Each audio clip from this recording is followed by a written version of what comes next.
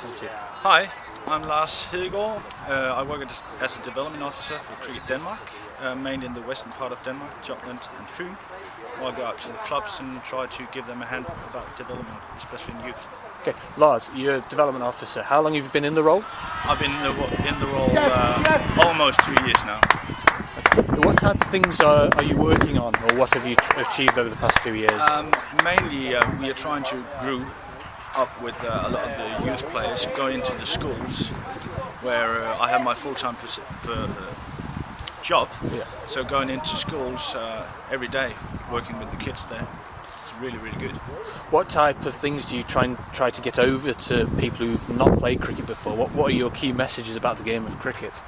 Key message, it's probably the simplest game ever. Here in Denmark, the youth love a game they call round ball, basically where they're just hitting a ball with a small cricket bat. So basically what we are telling them is if they're bringing 3 stumps, that is cricket. So actually it's an easy job because all the kids know how to hit a ball. So basically it. How does your full-time job, link into what your role you're doing at this tournament? How does that role interlink? It links that I go a lot out to the clubs, also working with them, and there I get to see a lot of the youngsters. So then I'll do my job with the youth teams. I do all the coaching in the western part with all the under 13s, 15s, 17s and 19s, and help along with the seniors when they need a hand. So it's basically my job. How do you see the player pathway developing within Denmark, and how do you see your role supporting that development?